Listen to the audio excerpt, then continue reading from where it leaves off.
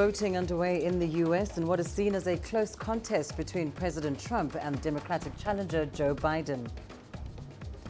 Cote d'Ivoire's President Alassane Ouattara declared winner amid concerns over election hostilities. And the religious head covering debate rises again in Egypt after an incident at a school. Hello and a warm welcome to Africa Live on CGTN. I'm Lindim Tongana in Nairobi. And with me is Penina Karibe with a preview of your business news. Thank you, Lindy. Coming up on Africa Live Business. Egypt joins initiative to reduce illegal immigration of laborers to Europe. And Somalia's economy to shrink as the government struggles to drive growth and fight the COVID-19 pandemic. I'll have details of those stories and plenty more in just a bit. For now, it's back to you, Lindy. Thanks, Penina. Well, we start the hour in Cote d'Ivoire, where election tensions have sent over 3,000 people fleeing into neighboring Liberia, Togo and Ghana as refugees. That's according to the UN Refugee Agency, the UNHCR.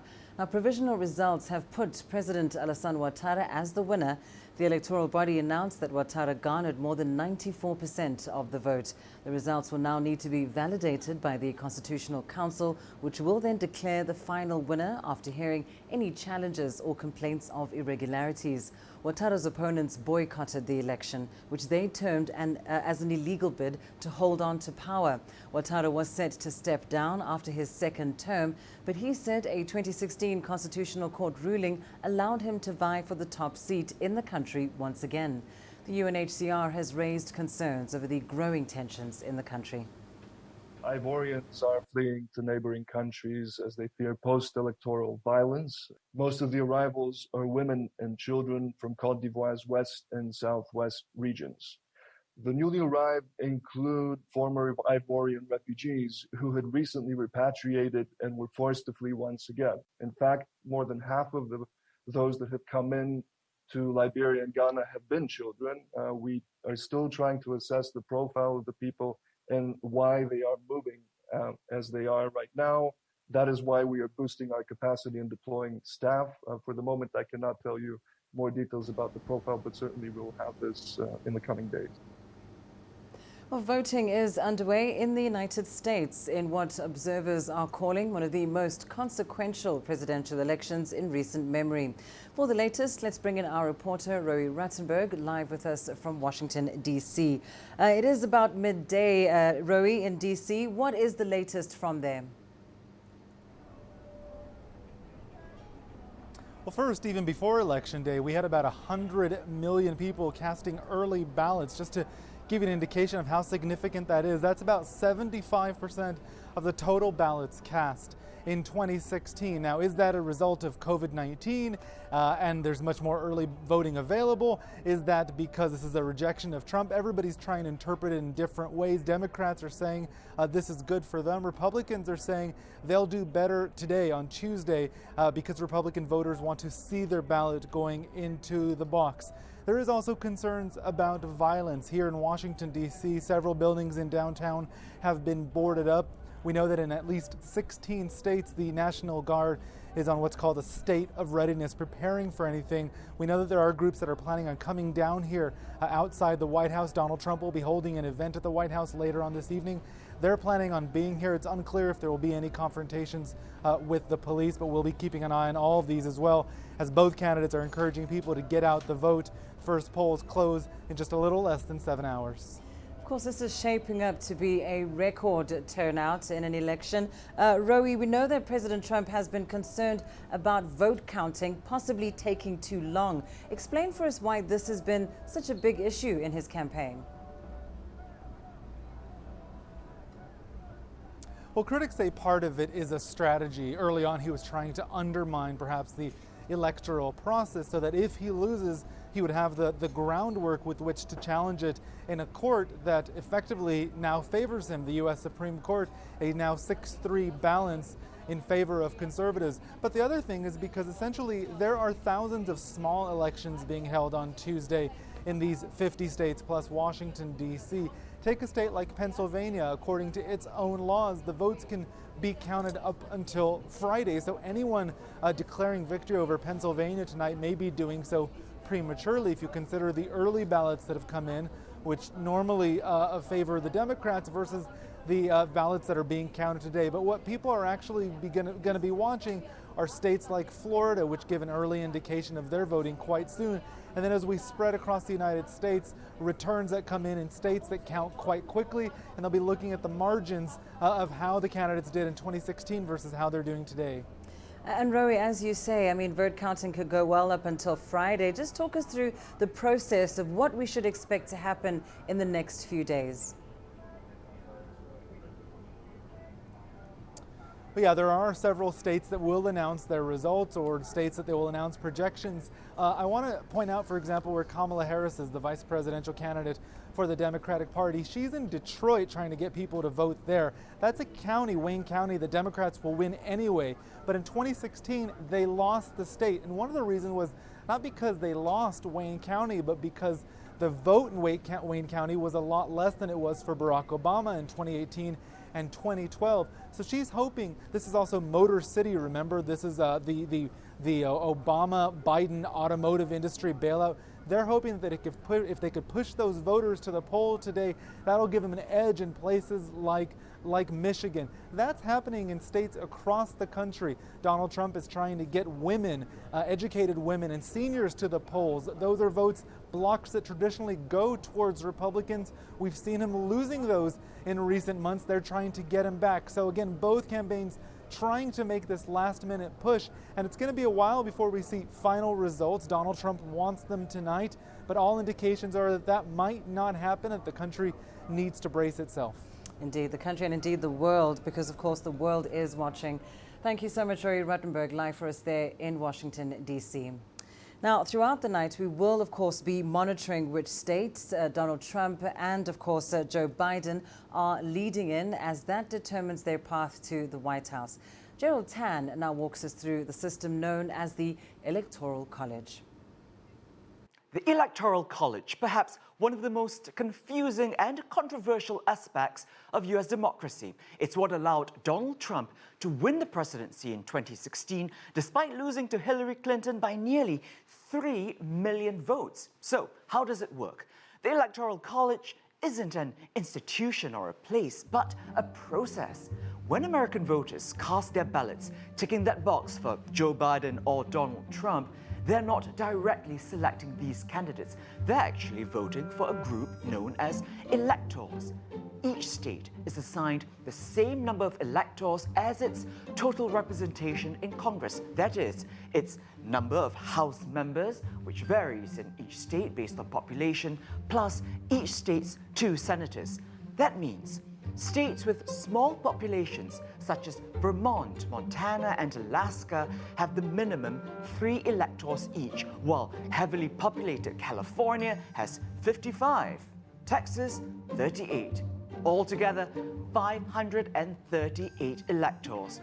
To become president, a candidate needs a majority, which brings us to that magic number of 270.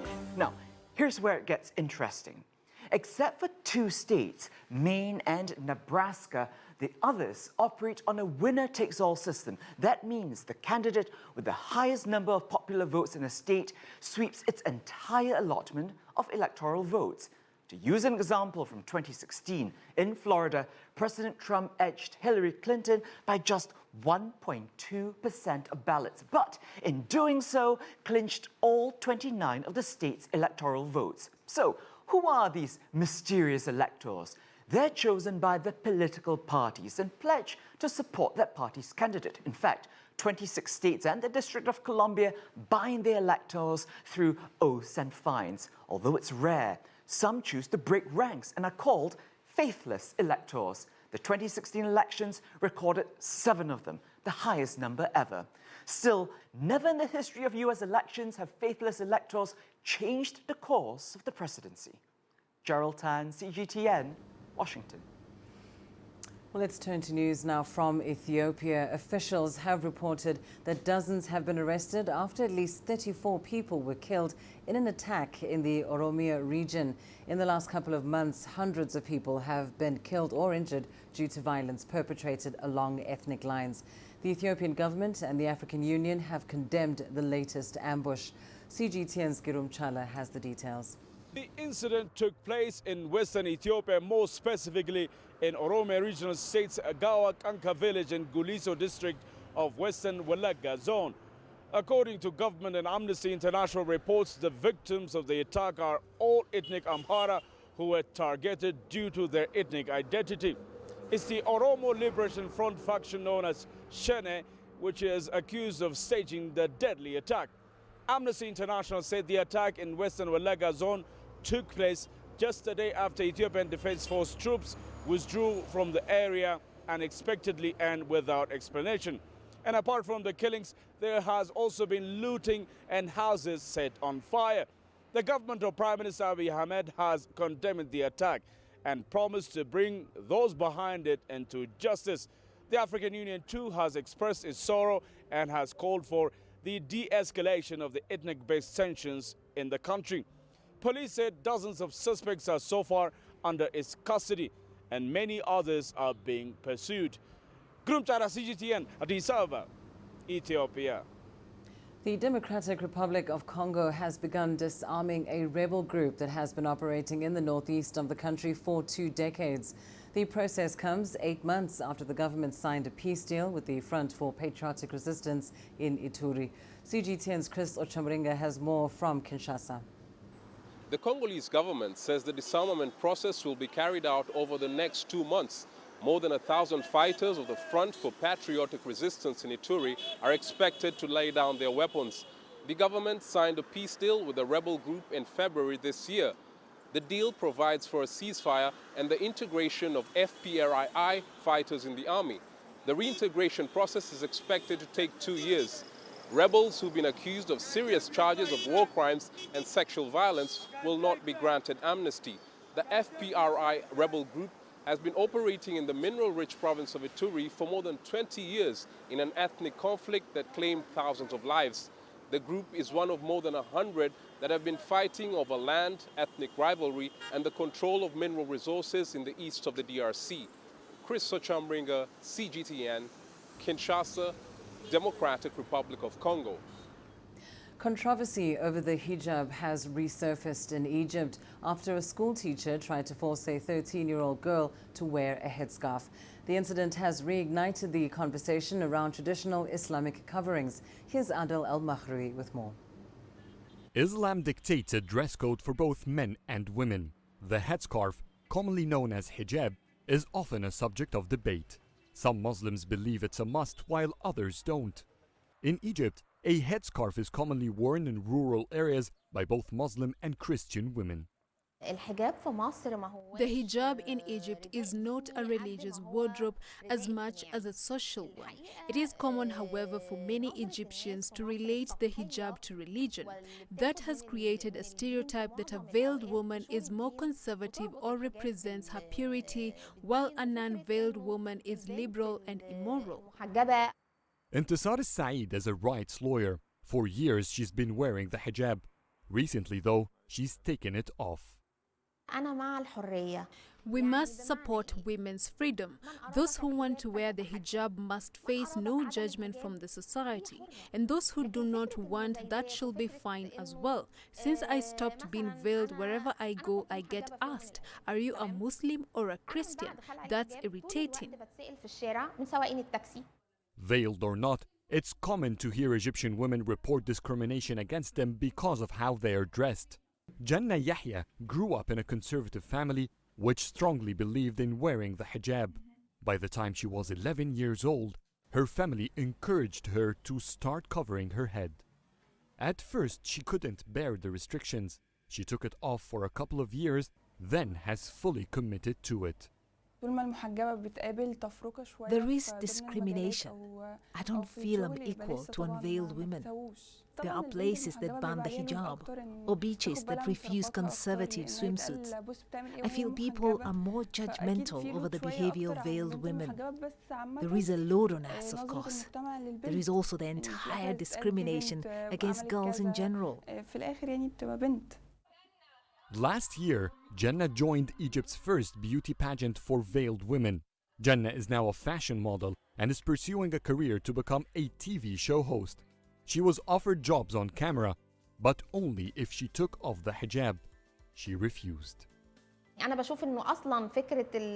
Abusing veiled or non-veiled women is a type of bullying, which is also a type of discrimination. Both are prohibited by law. Both parties for or against tend to be extremist when it comes to the hijab. It is not worth it. A veiled girl can do anything other than veiled girls can. I raised my daughter to believe in that. Recently, there has been accumulative pressure on veiled girls. Many girls took off their hijab. When she became Miss Hijab, we hoped that she could be a different role model. Women like Jannah and Intisar are seen as icons of hope for Egypt to end the polarization growing around the hijab. Adil Mahroui, CGTN, Cairo. Let's take a short break. Here's what's still ahead on the program.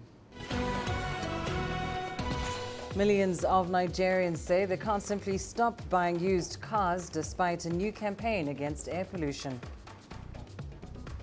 And in Harare, both pockets and taps running dry as water shortages raise the cost of the precious commodity.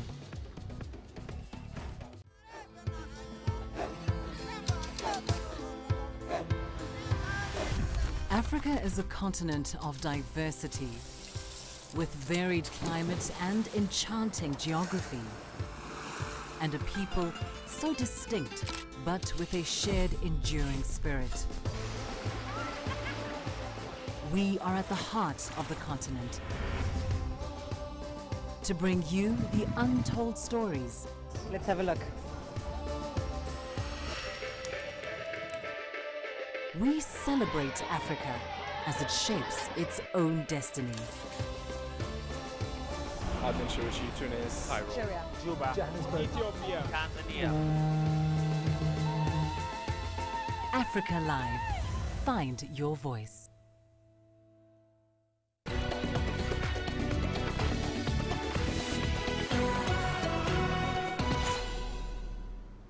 Uganda's Electoral Commission has cleared the country's incumbent president, Yoweri Museveni, to participate as a candidate in the 2021 presidential elections.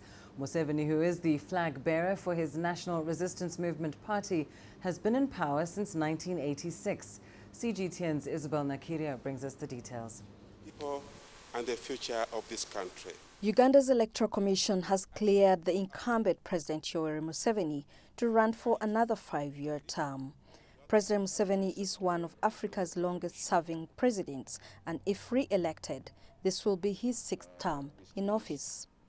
The 76-year-old leader has warned his opponents against destabilizing peace in the country.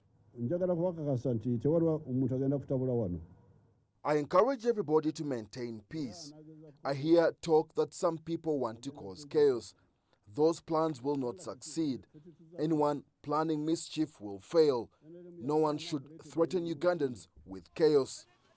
So far, 57 candidates have picked nomination forms to run for the presidency, but only 10 have been cleared for nomination, including Museveni's main challenger, Bobi Wine. Wine, whose real name is Robert Chagulanyi, is a lawmaker and pop star.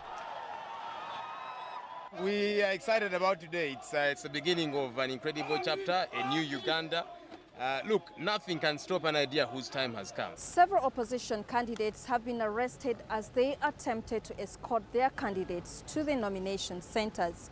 Police guidelines only allow 10 people to accompany their presidential candidates due to the COVID-19 pandemic. Other candidates vying for Uganda's top office include President Museveni's former close military commanders, Mugisha Muntu and Henry Tumukunde. After nominations, Candidates will be cleared to start campaigns, which will only be done online due to the COVID-19 pandemic. Isabel Nakiria, CGTN, Kampala, Uganda. Many Nigerians are worried it will not be feasible to adhere to regulations to introduce cleaner fuels and vehicles by 2021. Earlier this year, members of the West African Regional Bloc ECOWAS agreed to reduce air pollution levels in the region, but millions of substandard used cars are exported to Africa each year, this according to a UN report, and not everyone can afford a new vehicle. CGTN's Kelechi Mekalam reports. Osama Ezibawa sells used cars in Nigeria's capital, Abuja. He imports them from Europe and America. There's a thriving market for these vehicles in Nigeria and across the West African region. The issue here, those motor is you moving for market. You can bring it, nobody to 1 week. The motor is moving sharp, because the people like those cars more than anyone. Like now, when you bring it 2020, at least, your own interest, you can make it at least 5 million. Your own interest. So that is why we are moving with a new edition always. A recent report from the UN Environment Programme shows that more than 50% of used cars worldwide were shipped into Africa between 2015 and 2018. The report said millions of these used cars are of low quality, posing safety, health and environmental hazards. ECOWAS is set to reduce the impact of these vehicles by next year, but how ready is Nigeria to make the shift to cleaner vehicles? How much am I worth every day? How much do I earn every day? So I could save up to 20 years and still not have enough money to buy a brand new car. It will be a serious burden. That means they are just saying that, oh, nobody should even get a car, because the only persons that can actually get a new car would maybe be politicians. Recommend that first, the problem should be tackled using a market solution, and a solution that looks at what is driving demand and what is driving supply of used cars in the country. And one of the reasons is the cost.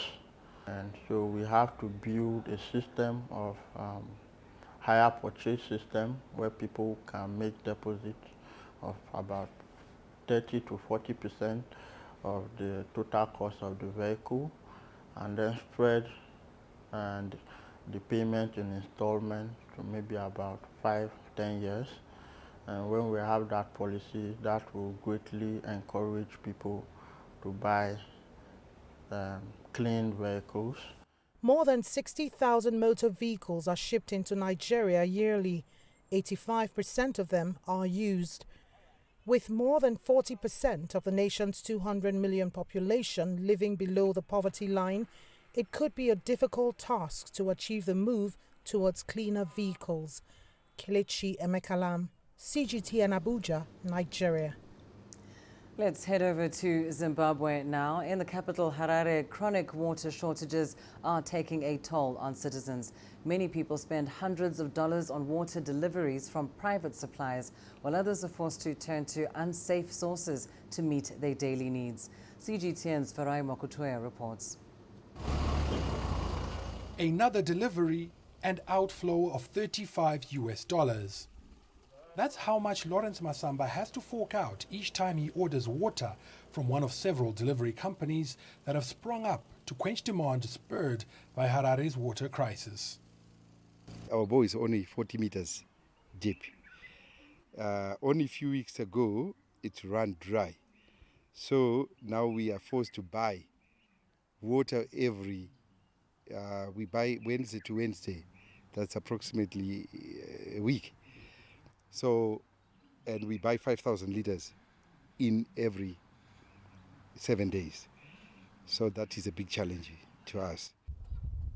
Things are harder in less affluent suburbs, where the search for the scarce liquid is a daily struggle that can take up several hours. Pressure has forced some to risk their health. There's a foul stench coming from this water which betrays the harmful contents that it's carrying. Despite that, it is a channel that many here rely on to do their household laundry and for some to take a bath. Sometimes we find raw sewage flowing, but there's nothing we can do. I can't afford the water, which is sold for $1 per bucket. I barely have enough money for food, let alone for water to do laundry. Unsafe sources can expose people to waterborne diseases, but after years of exposure from these sources, some residents say they've grown used to it. We know there are diseases, but at the same time, we can't keep dirty laundry in the home. We have been doing this for so long now, and we have never fallen sick. Not everyone is as lucky. 4 typhoid cases were recently reported. The 4 cases that were reported on were noticed in early October, and the people have since been treated and they are now safe. But fears of future outbreak remain, especially since there appears to be no short-term solution to the long-running crisis. Progress on paper, yes, we're talking about construction of dams, but no big project has started now. Equipment to increase pumping capacity has been procured, but won't improve supply everywhere, meaning some could be stuck in this dire situation for some time to come. Farai Mwakutuya, CGTN, Harare, Zimbabwe. As the COVID-19 pandemic continues to ravage the world, we look at those who have already contracted the virus and survived. In South Africa, we speak to Refilwe Tlhabela, who tells us that she largely ignored the government's guidelines to deal with the spread of the coronavirus and ended up contracting it. CGTN's Yulisa Jamela has more. Refilwe Tlhabela is a COVID-19 survivor. She's one of thousands of South Africans who have contracted the disease since it came to these shores in late March.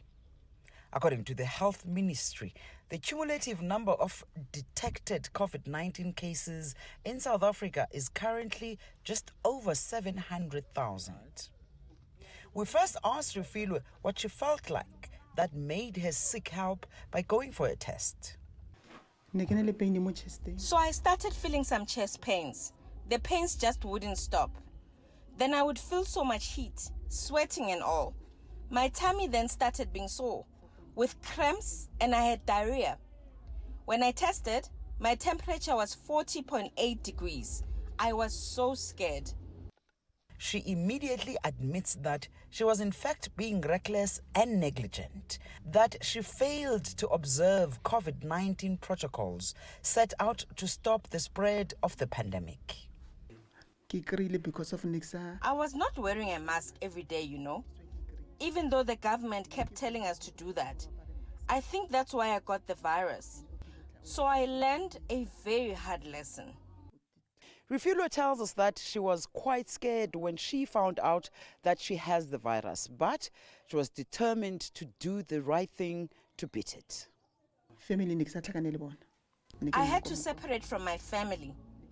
You know, for us it's hard to do that because I stay in a shack, but I had to. So I isolated myself for 14 days. I used all kinds of flu medication, and I also used traditional medication that we use for all kinds of ailments. I steamed all the time as well. While she took every precaution, Refilwe says she still infected her sister. She believes, however, that the infection occurred before she knew that she was carrying the virus. Her sister also followed the proper procedures as set out by the government and the World Health Organization. She also survived. The South African government continues to implore citizens not to panic, but to continue to observe the protocols, to wear a mask, wash or sanitize hands, and keep a social distance. Yulisa Jamela for CGTN in Johannesburg, South Africa. Let's now go to Penina for a look at your latest business news. Thank you, Lindy. And coming up on Africa Live Business, Egypt joins initiative to reduce illegal immigration of laborers to Europe. and Somalia's economy to shrink as the government struggles to drive growth and fight the COVID-19 pandemic. Situated in the Winelands region of South Africa, Wellington is the only town apart from Cape Town where minstrel troops celebrate New Year, a culture that's been around since the days of slavery. The carnival brings joy and a sense of belonging to the many communities where alcohol and drug abuse are rife and half the youth is unemployed. Music is a sweet thing. Music brings people together. Music will stop violence. Concerned community members believe that by encouraging the youth to join in this vibrant tradition, they will follow an alternative path to a more positive future.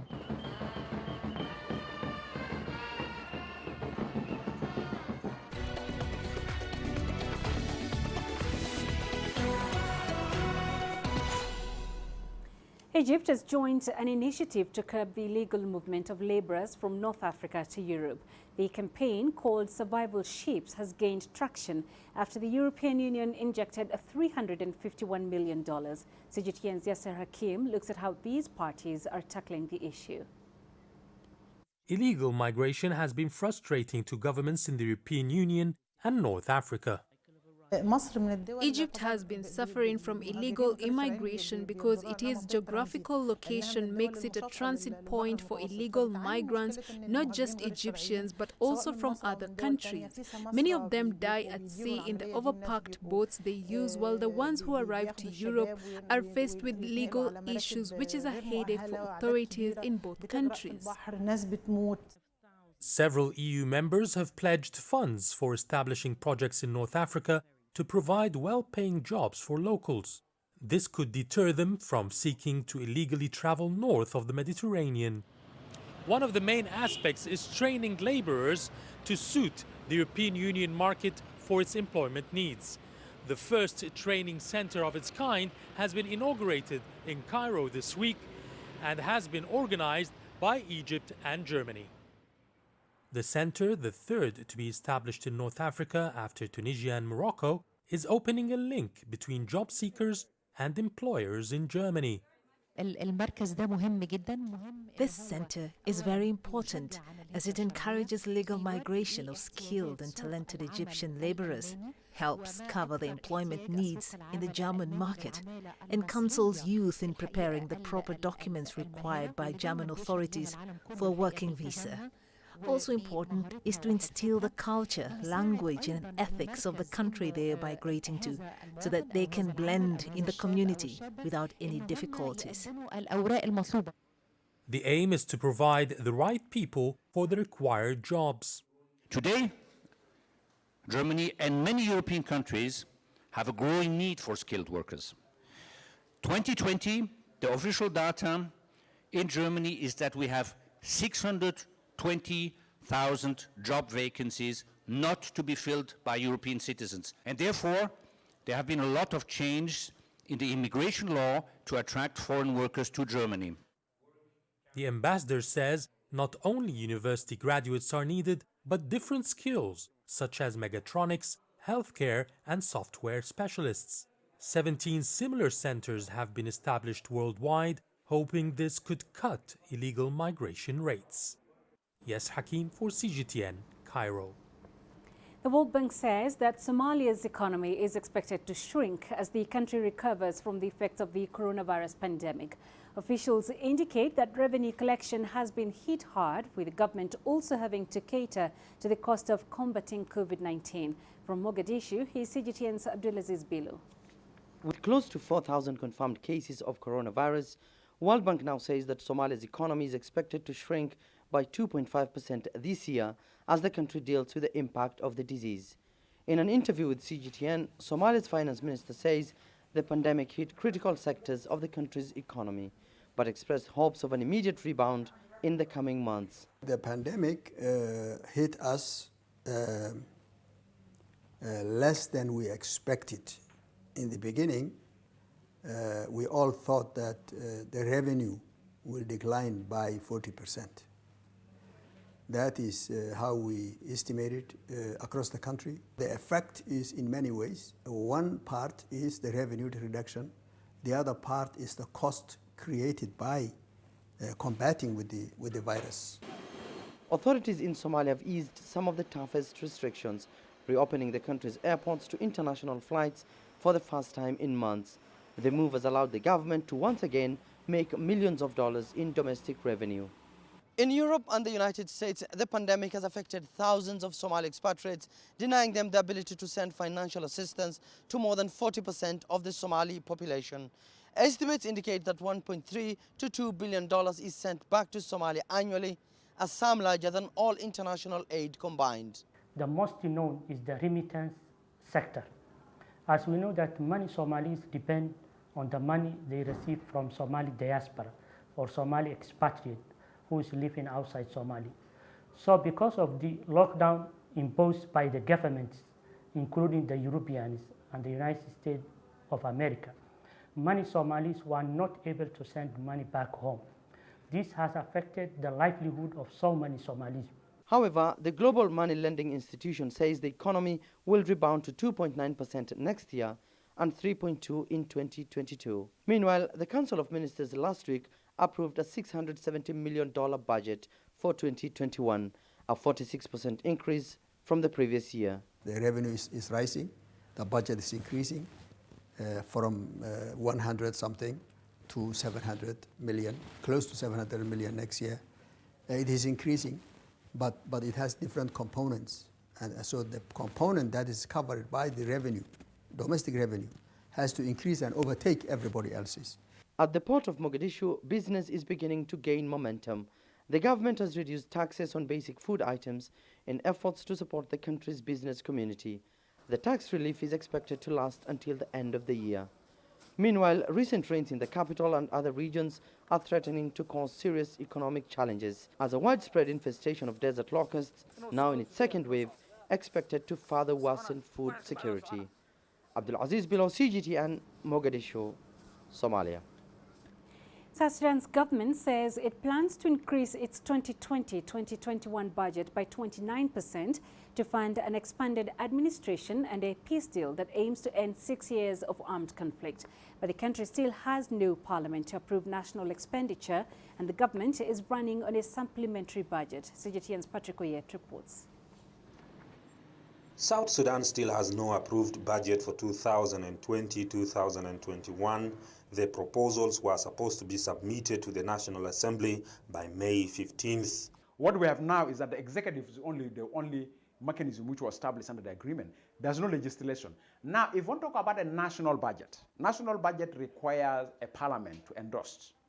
And that's why since up to today, the day of today, we don't have a national parliament in place that is really considered part of the spirit of the agreement or part of the provision of the agreement. We couldn't have a board that would endorse a national budget. South Sudan depends on oil revenue to fund 98% of its budget. The effects of COVID-19 and a fall in global oil prices means reduced revenue for South Sudan's government. Inflation is also rising and civil servant salaries have lost value, and for months their wages have not been paid. South Sudan's government says it is working on a budget that will improve the economy. The new salary structure for civil servants should be resubmitted, to be revisited and expedited, as well as the Emolument Act 2011 should be reviewed so that this salary structure is brought in line with the market index. The government says its spending is increasing. The country has 5 vice presidents, 35 ministers, 9 deputy ministers, and will have 550 members of parliament as dictated by the current peace deal. The government says it is working to acquire loans from financial institutions such as African Development Bank. For the past few months, South Sudan has been running without an annual budget as the cabinet approves supplementary budgetary allocations to keep the country running. Traditionally, South Sudan's financial year runs from July 1st to June 30th. Some civil societies in South Sudan say even if the government completes the budgetary process, more work would be required to improve the economy. we need to get part of the oil revenue to be injected to agricultural sector, because we are 100% importing country. Importing country will never have economical strength until you become productive. South Sudan has proposed a $1.6 billion budget for 2020-2021, a 29% increase from last year's expenditure. Patrick Oyet, CGTN, Juba, South Sudan. South African Airways has managed to avoid liquidation with a $656 million injection from the government. Last week, the Treasury announced that they will ensure essential parts of its business rescue process are financed. The ailing state airline has been in business rescue since the end of 2019. Sumitra Naidu tells us more. For years, SAA has been mismanaged and plagued by political interference. This is why many were not surprised when the finance minister announced another loan to save the airline. The $656 million will be used for severance packages and to service some of the airline's debt. This restructured airline will only have approximately 1,300 employees. 3,200 workers at SAA will either have to take voluntary severance packages or be retrenched. So an extremely high price has been paid for this. And to make matters worse, for the last 5 months or more, our members have not been earning any salary. Praveen Gordhan, the Minister of Public Enterprises, has expressed confidence that a new airline under a potential strategic private partnership will emerge by June next year. Privatization has never been on the cards for the government or for the unions. But it does seem like it is the only alternative now to ensure that SAA keeps flying. This, for us, it's not the ideal situation, given that the alternative would have been an airline which has either been wound down or liquidated, and there all workers would lose everything in that type of scenario. Aviation expert Desmond Latham says it won't be easy to convince private equity into a deal, given the legacy of political interference in SAA. When they went into business rescue in December, SAA had 48 aeroplanes. They now have 7. There's a lot of blurred and grey areas here. I mean, the recovery period initially will be paying debt, paying retrenchments, that money that's been earmarked, and there will be some of the cash made available to try and resurrect the airline by probably mid of 2021. Latham also warns against the timing and the turbulence this industry is going through. COVID is having a major impact on global aviation. In Africa, it's down 90% in some places, and the overall expectation is only 30% recovery by early in the new year. Ethiopian Airlines is government-owned, for example, and makes a profit because it's not government-managed. And there's a big difference here in South Africa. The management team at SAA were politically instituted, if you like. The board of directors was massively interfered with by the ruling party, and the result is that it collapsed. Adam Voss, the CEO for SAA Technical, resigned at the weekend, not ideal as the airline attempts to get back in the air. While some are hopeful, many experts believe SAA should be left on the ground. Sumitra Naidu, CGTN, Johannesburg, South Africa. The Johannesburg Stock Exchange is seeing more and more companies delisting. It lost 14 listings in the first half of 2020, while last year 24 companies delisted. According to a report by Market Information Service Timbukwan, there are currently less than 350 listed companies on the JSE, and that is down more than 40% from the 60 unlisted companies in 2001. Angela Kopler has more on this. There are a number of drivers hurting listings on the JSE. The concerns about the South African economy seem to be top of mind. Then there's the relative ease of raising capital generally. Over the last decade, it's just become so much easier to get money offshore. 10 years ago you could do it. Now today you can do it with an app and a click. The JSE has had a monopoly on listings in South Africa for decades. It's talking to prospective clients in an attempt to win small and mid-cap listings. It's also looking for solutions for its existing clients. How do we help smaller companies stay liquid on the exchange, attract capital? And part of that is around getting enough research on the smaller stocks, because a lot of the research is going towards your big top 40, even some in the top 100 are struggling to get enough coverage. Ultimately, it's about raising capital, and while the JSE has had a head start, companies still need to raise capital. I think there's a definitive need for clients in terms of creative ways to raise capital new ways of thinking about problems, bringing digital enablement to the underlying processes. How do we look at governance and make governance better, more efficient in the real world economy? That's how we focus on the problem, and that's where we're looking to grow. We've managed to carve ourselves a niche. For ourselves, this year has been a good year. We've seen 4 new listings on the exchange. Things will get a little tougher for the JSE now, and business will get more competitive in 2021, as there are some significant changes to regulations looming. Next year what we're going to get is best execution, which means it is law of the land that your broker gets you the best price. And if you've got a company on 2 exchanges and one of them has a cheaper cost structure, that's going to significantly hurt the JSE further. And we've seen Brazil, we've seen Australia, when the new upstarts come along and you get best execution, that's a huge boon for them. And that's not so much on the listing side, but it's certainly on the amount of value transacting every day. Most pundits will tell you that the JSE doesn't reflect what happens in the economy in South Africa. In this instance, though, it seems like it is mirroring its impacts. I'm Angelo Coppola for CGTN in Johannesburg, South Africa. We'll leave it there for now, but later in global business, South Sudan's President Salva Kiir has fired the central bank governor as the country seeks to restore economic growth. We find out what the strategy is. We'll be live from Juba, and that's at the top of the hour. I shall see you then. For now, it's back to you, Lindy. Thanks, Penina. Well, let's take a short break. Here's what's still ahead on Africa Live. Coming up, a Zambian chief inspector serving in South Sudan set to receive her UN Police Woman of the Year award. The greatest journeys, the greatest sights, the greatest adventures. Here in Panater, this weir allows the locals to walk on water. We're far more than just TV news. We're your passport to the wonders of Africa. To bring you stories of struggle, survival and hope.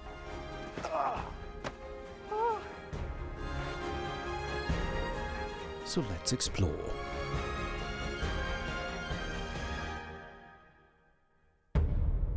CGTN. See the difference.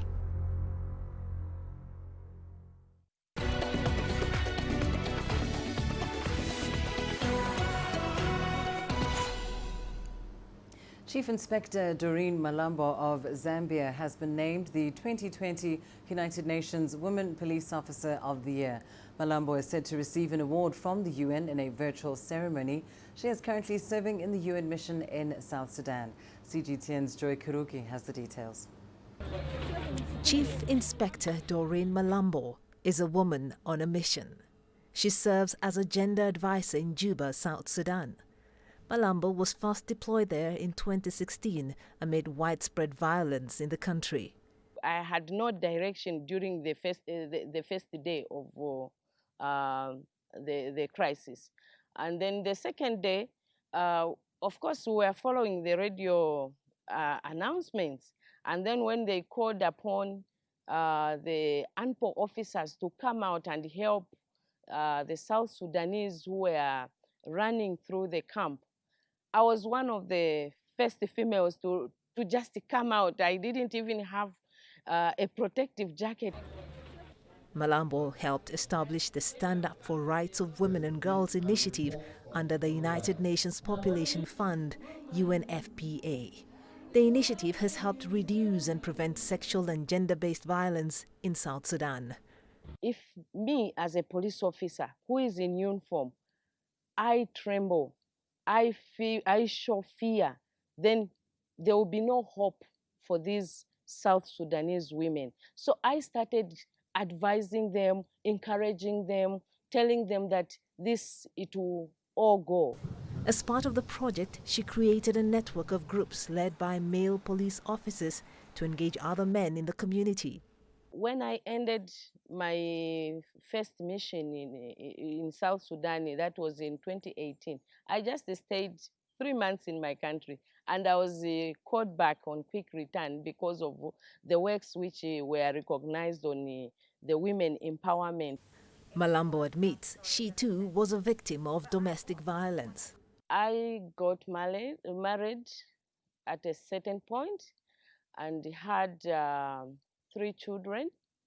I divorced because the man was abusing me. That's what prompted me to even be a mouthpiece for other women to fight this violence, because it is not good at all. I faced it and I stood firm to fight it on my own. Malambo has served in other African countries, including Liberia and her home country, Zambia. In Liberia, she helped the national police to prevent and investigate domestic and gender-based violence. Her award ceremony takes place during the 15th United Nations Police Week. The United Nations Women Police Officer of the Year award recognizes the exceptional contributions of women officers to UN peace operations and to promote the empowerment of women. Joy Kiruki Juma, CGTN. Coming up in your sports news, up next. Top African athletes dominate the shortlist for the Athletes of the Year award.